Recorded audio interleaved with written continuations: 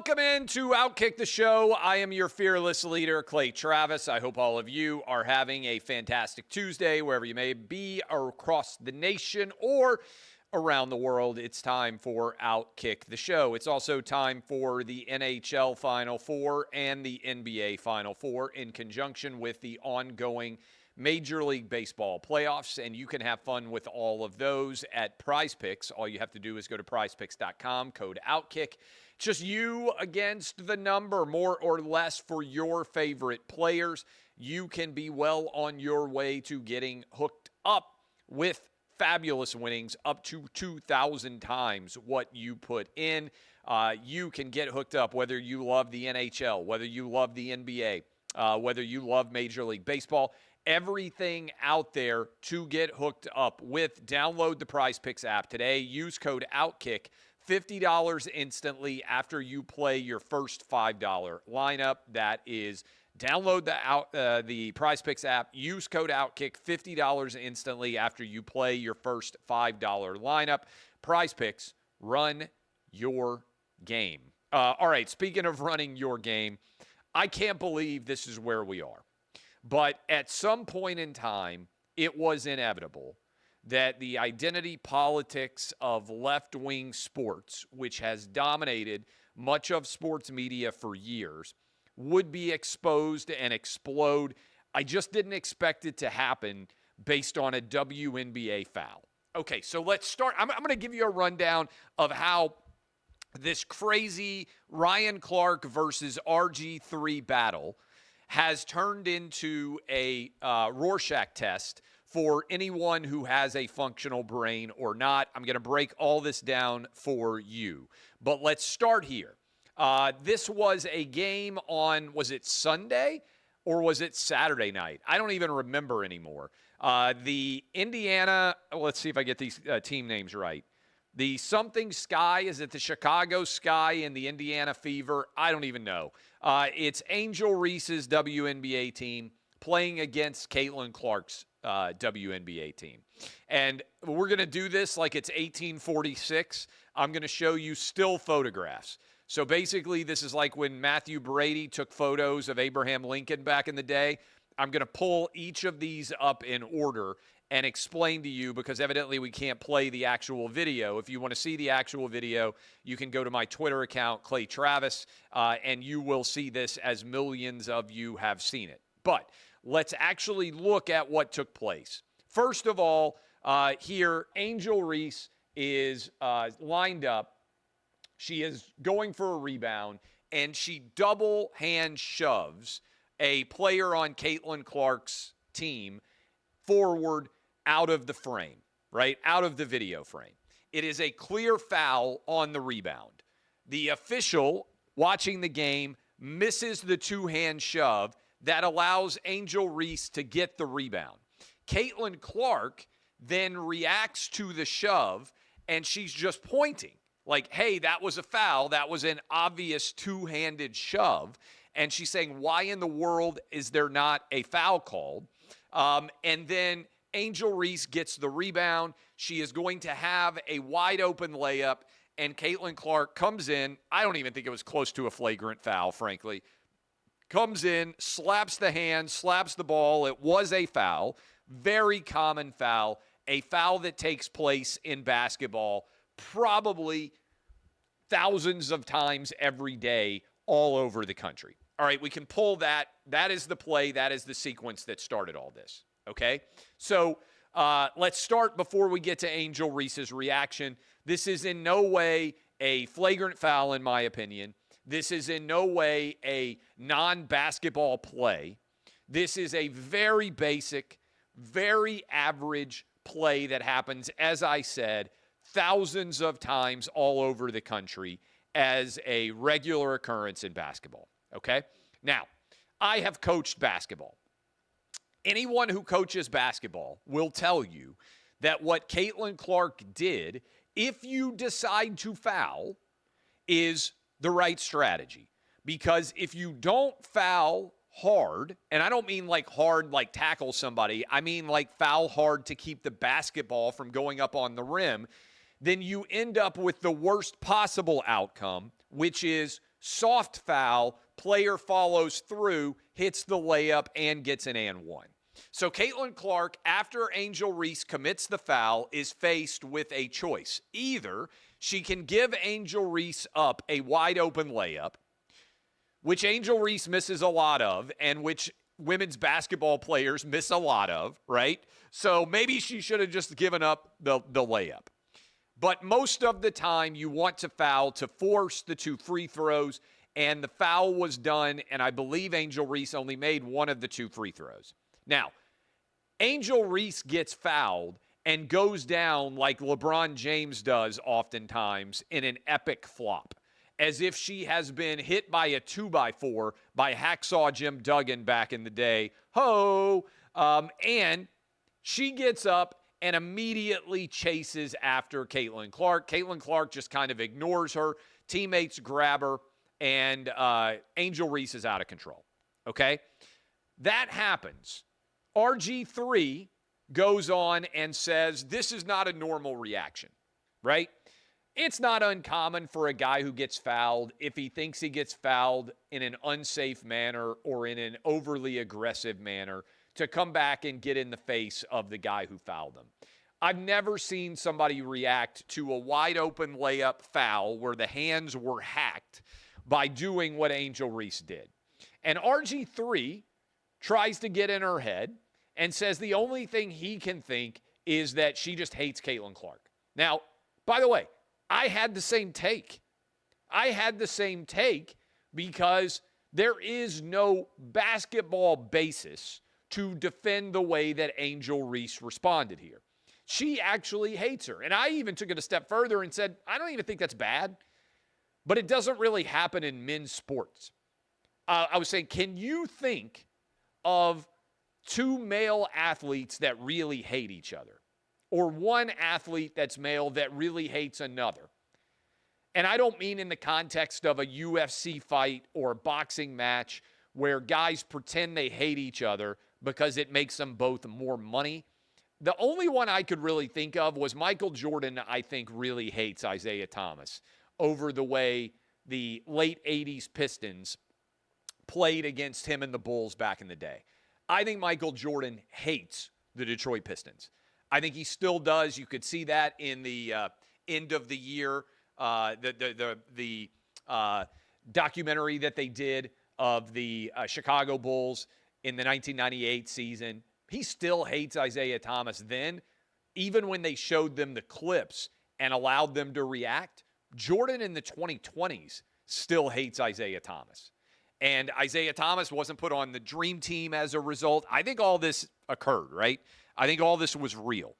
And so, but male athlete hate is rare. I mean, the best example of how rare it is in NFL games, they spend 3 hours trying to knock each other's heads off. And then as soon as the game is over, guys from different teams come and give each other high fives and trade jerseys. I mean, I think partly it's that the money is so substantial.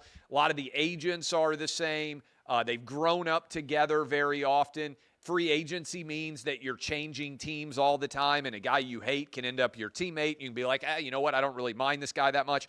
All of these things can factor in, but you really don't see it in men's sports.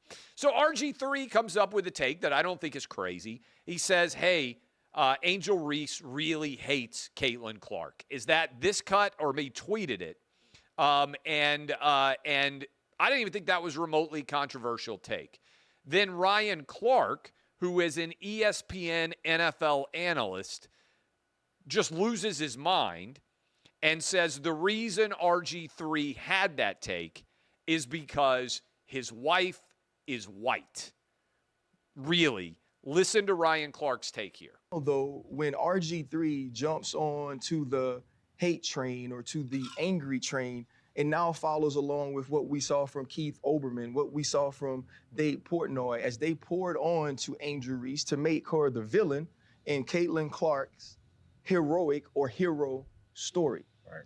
The one thing we know about RG3 is he's not having conversations at his home about what Black women have to endure in this country, about what young Black women and athletes like Angel Reese have had to deal with being on the opposite side of Caitlin Clark's rise and ascension into stardom. Now, and a ton of her fandom has come along with some racial bias or some racial pieces to why people love her so much. And so now, if you're RG3, when is the last time within your household you've had a conversation about what she's dealing with?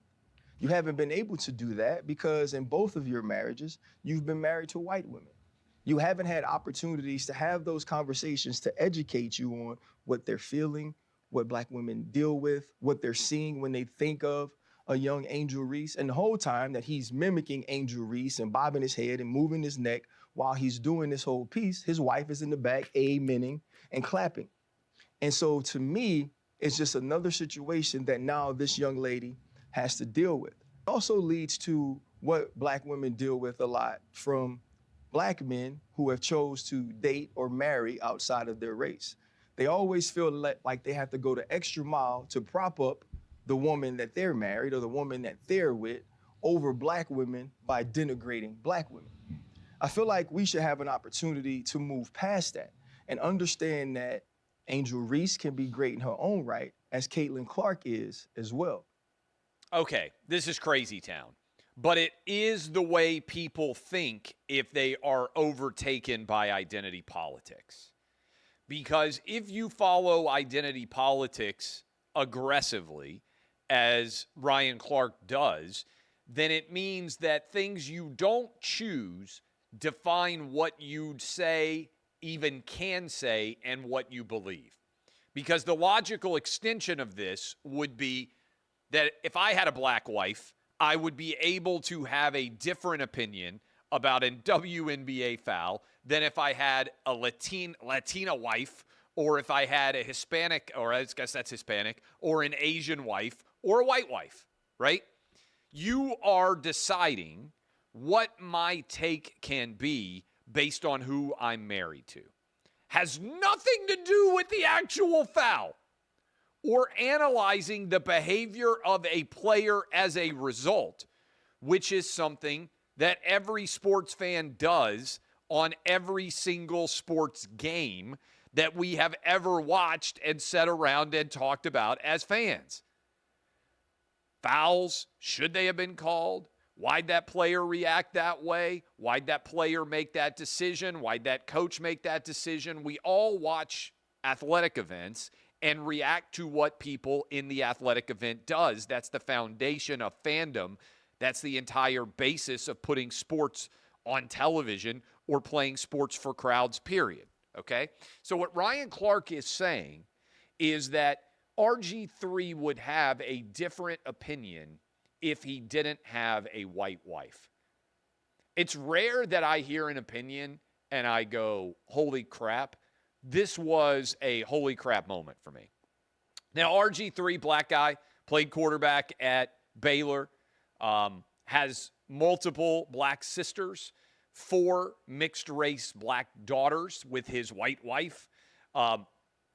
Black mom, yeah, I think RG3 is probably around Black women a decent amount, just tossing it out there. But why in the world should who you are surrounded by impact how you react to a play? Because if you are doing that, you aren't reacting to the play at all. You are reacting to your identity politics worldview, which is what Ryan Clark and many people who think like him do. They don't watch a sporting event and analyze it in a totally fair manner, whether somebody is white, Black, Asian, Hispanic, gay, straight, nothing else matters but the performance. They look at it within the context of an immutable characteristic that they didn't choose, right? And I've been arguing this for a long time. And by the way, I'm right on this. Things that you don't choose are the least interesting things about you. This is where me and the identity politics crew go in a different direction. I didn't choose to be a white dude. Me being a white dude, I think, is the least interesting thing about me. If you're watching and you're a Hispanic woman, you didn't choose to be a Hispanic woman. if you start your take by saying, as a trans Asian woman, I think you should sweep clean that entire opening part, because it is the modern day equivalent of the divine right of kings. It is judging you based on an identity you were born into, not on your own merit or accomplishment. Think about it. Historically, do you know how the king decided what his ruling was? By first telling you all of his identity that justified his ruling. You would say, as the 48th Earl of Nottingham and the 62nd different Earl of Coxman Alley, I decree. Well, you didn't choose any of that. You were born into it. You were born into your race. You were born into your gender. It's the least interesting thing about you. So defining your opinions based on things you didn't choose is actually, first of all, racist, oftentimes sexist, but also just boring, because it means that you don't have agency in your life because you are defined entirely by something that you were born into. Okay? So this is why I reject the concept of identity politics at all. It's also why I reject so much of the modern worldview of the left wing in this country. Look, Lady Justice is blind. It's an important metaphor. Why is Lady Justice, if you go look, when they weigh the scales of justice, why is Lady Justice blind? Because when she weighs guilt or innocence, she doesn't want to be impacted unfairly by what she sees with her eyes. She just wants to weigh the evidence and reach the right result, regardless of where that result might take you. I desperately try, I'm not saying I'm perfect, but as a lawyer with my lawyer background, I desperately try to apply consistent principles in my shows, in my writing, in my entire life, where I think all the time, hey, am I engaging in bias in any way based on my own life experience or my own gender or my own race? And I try to ensure that I do not. And before the identity politics worldview took over, I used to say on the old 3HL radio show that I was on, we'd talk a lot back in those days about NCAA investigations. And I used to say, and I still think it's great evidence, pretend that the school that you hate had done everything that was alleged, then pretend that the school that you love had done everything that was alleged. How do you treat those two situations differently? If they are the exact same, then you are behaving as Lady Justice in a blind manner. But if I were a Tennessee fan and I wanted the Florida Gators given the death penalty for alleged NCAA violations, and I was willing to sweep the Tennessee allegations under the rug and claim there was nothing to them, then I was engaged in biased thinking. And so I would always say, pretend that your hated rival was accused of what your school is accused of. How would you behave differently? Most people who are sports fans, because fandom is often not rational, were unable to apply basic principled perspective to their favored program compared to their hated rival, because emotion was involved and therefore bias was involved. And so I try to strip emotion out of it. I try to be eminently logical. Just look at the facts. Okay? And when you do that, you try to treat everyone, white, black, Asian, Hispanic, male, female, gay, straight, trans, midgets, whatever the hell the people are, the exact same, and strip away the identity that is what you see of them. Most people can't do it. It's hard to do. And it's why oftentimes I come back and give you an example. Think about how someone like Ryan Clark would have covered Josh Allen if Josh Allen had been accused of everything that Deshaun Watson was accused of. And then if Josh Allen had gone out and Josh Allen had gotten the biggest contract in the history of football, demanded a trade from the Houston Texans to the Cleveland Browns, Ryan Clark would have spent months screaming to the high heavens that that was evidence of racism. It happens to Deshaun Watson, and he says almost nothing at all because he happens to be boys with Deshaun Watson's agent, which is a huge conflict that nobody else pays attention to, but it's kind of hard to notice. Ryan Clark never says anything negative about, was that David Muggaletta or whatever the heck that guy's name is?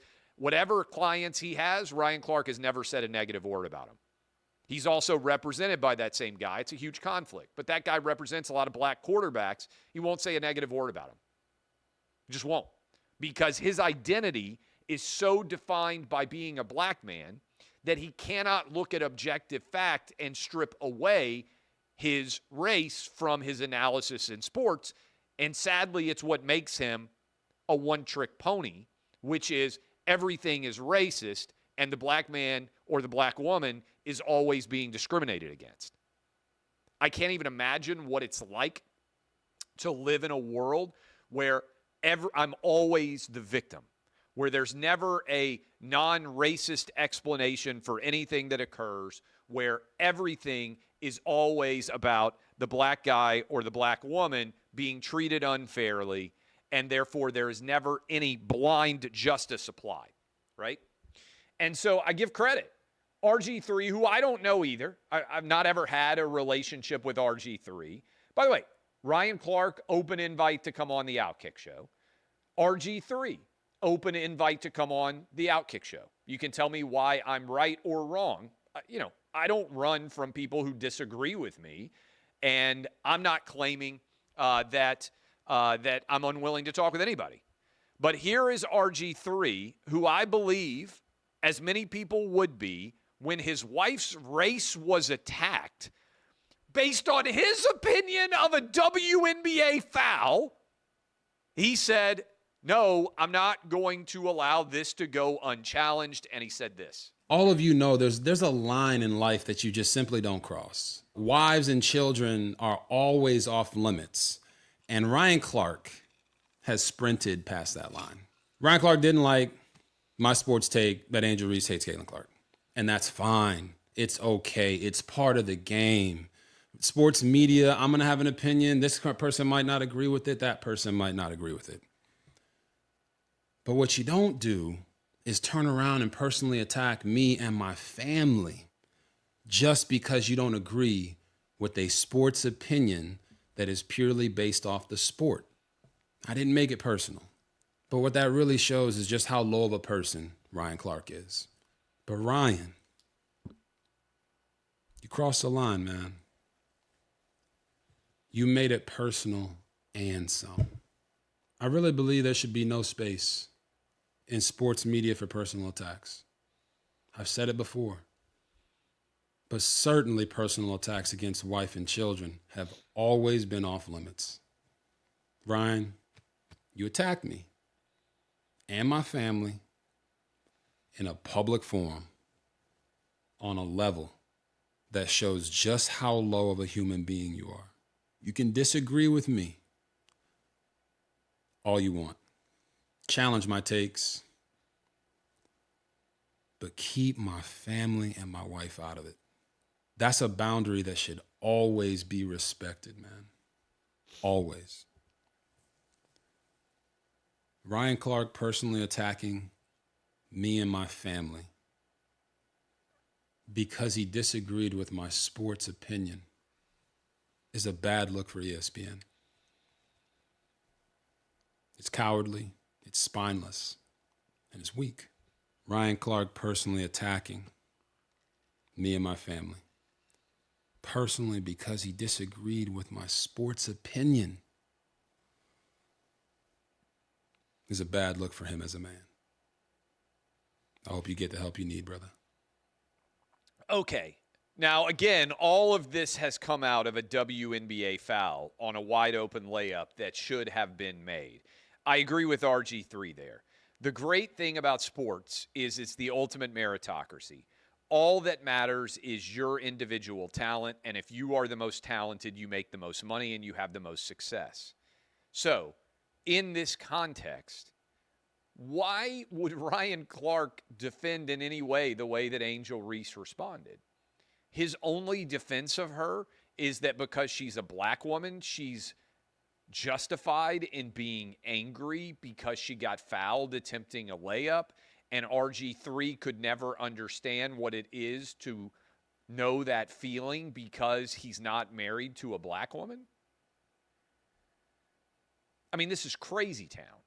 If you follow the logic of Ryan Clark, people are only able to comment in sports if they're on women's sports if their wives are the same race as the athlete who is being criticized or analyzed. Also, this would mean that white athletes are only able to comment on white athletes, and black athletes are only being able to comment on black athletes, and Asian athletes are only being able to comment on Asian athletes, and Hispanic athletes are only being able to comment on Hispanic athletes. This would also mean that Ryan Clark is never able to comment on Caitlin Clark at all because he's not married to a white woman. But RG3 could because he is married to a white woman. And I could because I'm married. This is crazy town. It's actually incredibly embarrassing for ESPN. I think ESPN made a poor choice in Ryan Clark. I think there are lots of dudes that used to play in the NFL that can talk about the NFL way better than Ryan Clark can. I don't think Ryan Clark is particularly skilled at television. And if you aren't particularly skilled at television and you aren't making your network and their broadcast look better, what are we doing here? Now, Bobby Barack has got a story up where a lot of people inside of ESPN have already reached out to OutKick, and they think this is an outright embarrassment. That ESPN could employ Ryan Clark and that his analysis of an ESPN product on air could be that if you're not married to a black woman, you can't comment on Angel Reese and the way that she behaved after she got fouled on a layup. This defeats the entire purpose of sports, which is trying to bring people together across our differences to understand inside of the field of play that our common humanity is guided by a common set of rules. And that the best man or woman, not the best man pretending to be a woman, by the way, ESPN, that the best man or the best woman is going to win. And that all of the rules would be applied evenly. See, this is important, and I write about it in my new book. What Ryan Clark is basically arguing for is far left-wing identity politics supplanting the meritocracy of sports and taking the blindfold off of the scales of Lady Justice and allowing then for you to look at someone and treat them differently based on their race and gender than you would across the line. It basically is saying that officials should consider the race and the gender, and analysts should consider the race and the gender of all athletes and adjust their critiques accordingly. I just fundamentally reject it. I think the goal of anyone who is watching sports should be to apply an even metric of standard and seek excellence. This is why I rejected the concept of, if you guys remember, when Jalen Hurts when ESPN described Jalen Hurts winning a Super Bowl as black excellence. I said, that's insulting. The goal of my life and the goal that I would instill my children to aspire to, my 3 boys, is not white excellence. I don't want my kids to be good for a white kid. I want them to be excellent. I want them to be better than most white, black, Asian, and Hispanic kids. I want them to be excellent, which is the goal and aspiration of sports. I don't want to be the best white guy to do something. I don't want to be the best white guy in media. I want to be the best guy in media. And honestly, I'd like to be the best person in media because I'd like to be better than women too. My goal in my chosen profession, my aspiration is excellence. It's not identity excellence. It's not male excellence. It's not female excellence. It's not white excellence or black excellence or Hispanic excellence or Asian excellence. It's excellence. The goal of all sports is to be the best. You are seeking to be unequal. The entire thing that we measure is not equity. In Ryan Clark's world, everybody would just be even and there would be no part in sports. He doesn't even believe that himself. His goal in sports wasn't to be the best black football player. I hope. I bet his goal was to be the best football player. Everyone should aspire to be the best at what they do. And I believe if you are judging someone based on their identity and using that identity to justify their behavior, you're not helping them. You're actually pulling them down because your standard of expectation is lower. Look, if I'm Lamar Jackson right now, I don't want to be the best black quarterback in the league. I want to be the best quarterback. I want to be better than Tom Brady, who I believe is the best quarterback that's ever lived. If I'm Cooper Flagg and I'm entering the NBA right now, my goal isn't to be the best white player in the NBA. It's to be better than Jordan. It's to be better than LeBron. I want to be the best basketball player who has ever played. Doesn't mean you're going to reach that goal. That's a high standard. But your goal should be the absolute ceiling. And you don't hit your full mark of magnitude and excellence and aptitude and altitude by aspiring to be something as limiting as what your gender or what your race happens to have been when you were born that you did not pick at all. And this is why I think this is a bigger cultural moment. This is why I think this story is resonating to such an extent, because it is attempting to apply DEI, diversity, equity, and inclusion, to sports instead of the meritocracy to sports. RG3 is actually holding Angel Reese to a higher standard of behavior than Ryan Clark is. Ryan Clark is making excuses for her based on her race and gender, and crazily, he's doing it based on the race and gender of his wife, which is freaking weird and suggests to me that there's something askew in his analysis such that he's trying to cover up other things. Like, according to Marcellus Wiley, maybe having a mixed race kid, which somehow he's ashamed of. Because otherwise, why do you come after RG3 like this?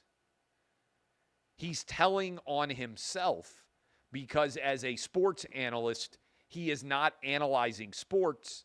He's trying to apply left-wing politics. And I think it's really an embarrassment to ESPN, and I think it's everything that's wrong with the intersection of identity politics with sports. I can't promise you that you're ever going to agree with my sports takes, all of them. I can promise you that if you look at them over time, there is a principle behind them, and I am endeavoring to the best of my ability to apply the same standard to everyone, regardless of their gender, regardless of their race, regardless of their sexuality. I am aspiring to achieve the goal of the Lady Justice with the scales.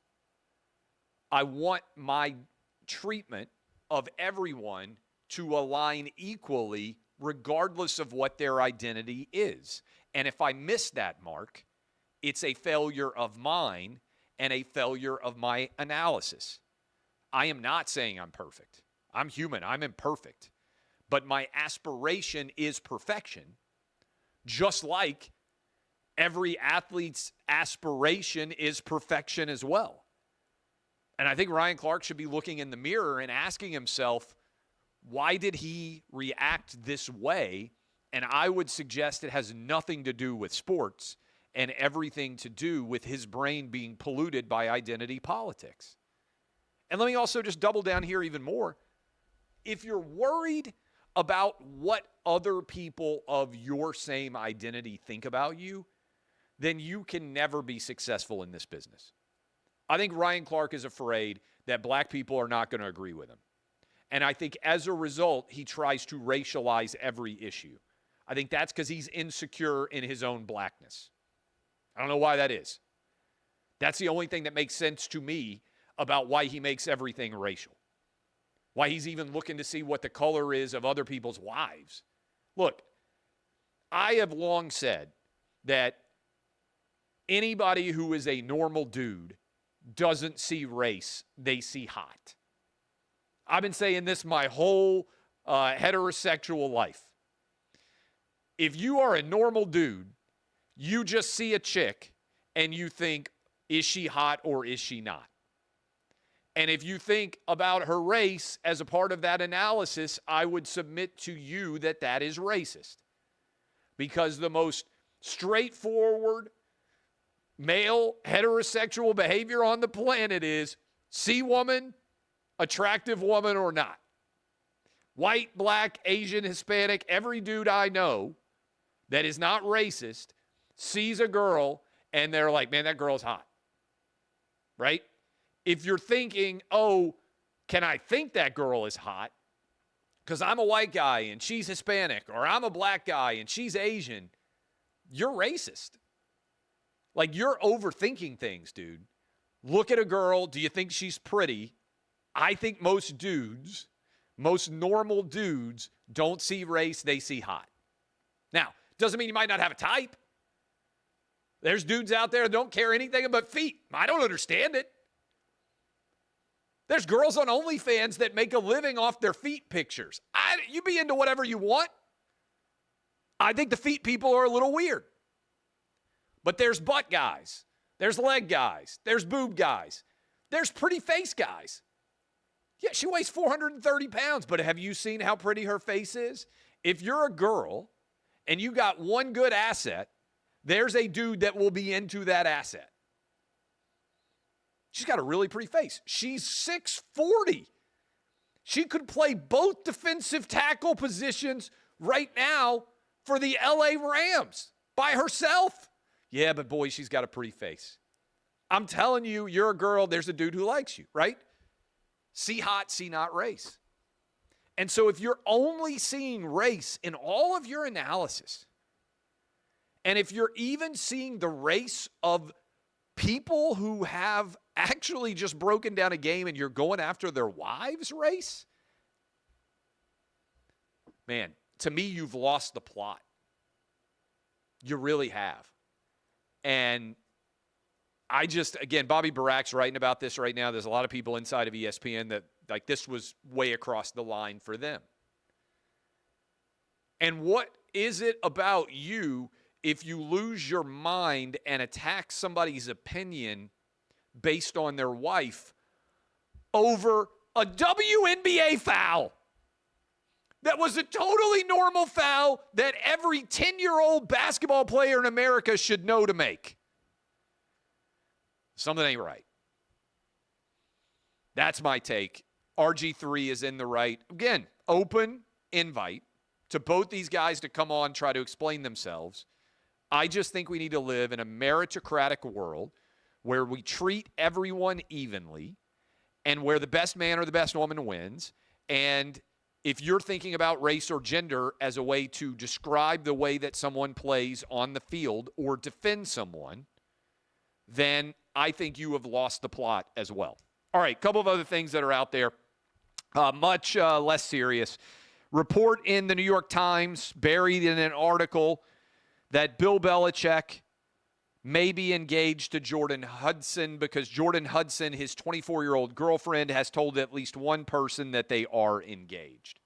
Well, it is spring. It is time for true love to flourish.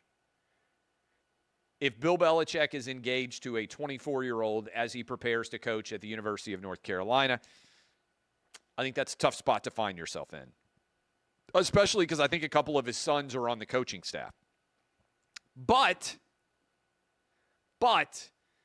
if Bill Belichick is making this move, I hope that he has got a prenup. And I got asked this question by my buddy Lance Taylor on The Next Round. He does a good show out of Birmingham. Do that show every Tuesday with those guys.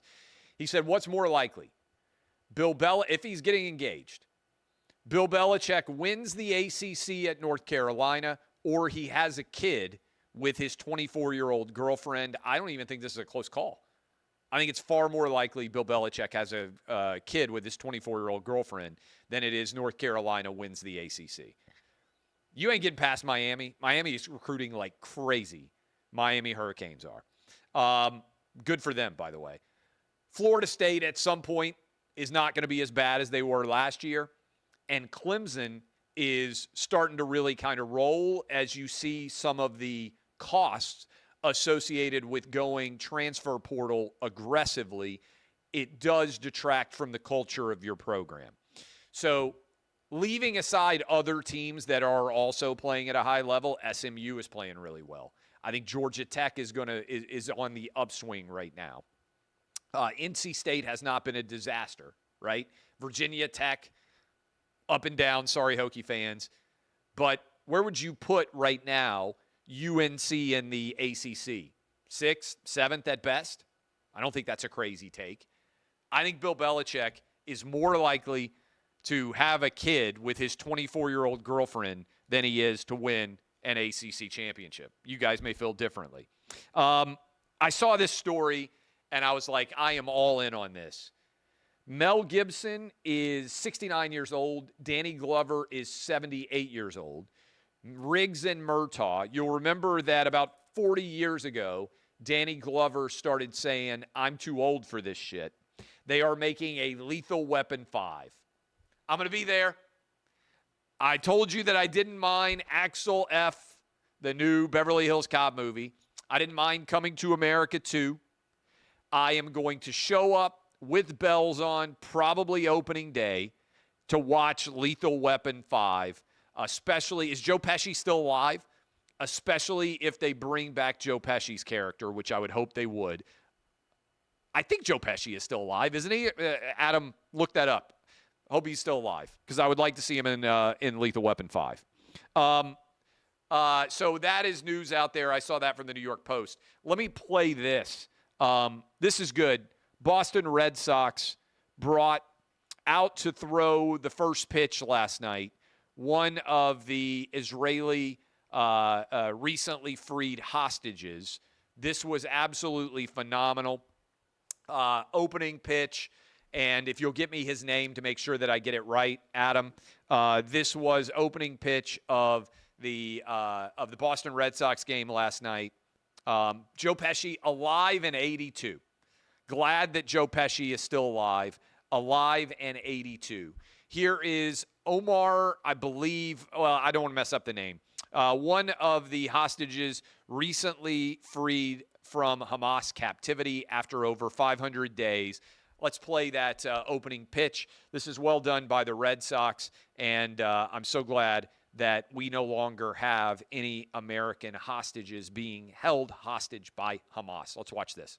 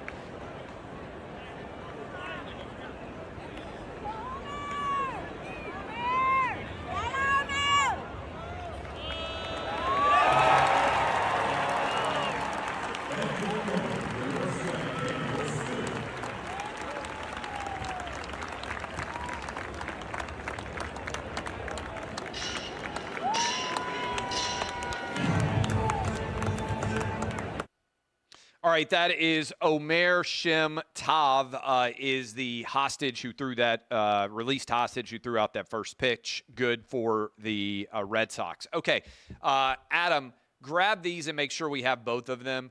I want to tomorrow talk about Joe Scarborough saying that this is the best version of Biden ever, and then I want to contrast that with what he told Mark Halperin, that he stood by it, basically. Let's have both of those clips. Let's also have Megyn Kelly has evidently eviscerated Jake Tapper today on her program. Let's make sure that we have both of those to talk about for the Wednesday edition of the program. But in the meantime, I appreciate all of you. Let me make sure there's nothing else in our imagery that we need to hit, that we have to hit today. I think we are good. Well, let's close out with Van Hollen versus Rubio. Marco Rubio, to send us off. I've been going almost an hour today, which is a lot longer than normal. But here is Senator Van Hollen of Maryland, who went down to see the El Salvadoran illegal immigrant, have a margarita with him. Here is Rubio responding to Van Hollen. And I have to tell you directly and personally that I regret voting for you for Secretary of State. I yield back. May I respond? You may sit. Well, first of all, your regret for voting for me confirms I'm doing a good job, based on what I know. Well, that's about just your a record and flippant what you statement, stand Mr. for. Secretary. Can I respond, Mr. Chairman? You may. I didn't ask. Senator, questions. please let the Secretary have I'd be the floor. happy to, but then I can respond to his. Your time's up, Senator, and willfully used, I might add. Well done by Secretary of State Marco Rubio there. Well done by all of you. DBAP unless you need to SBAP. I'm Clay Travis. We'll see you tomorrow on OutKick, the show.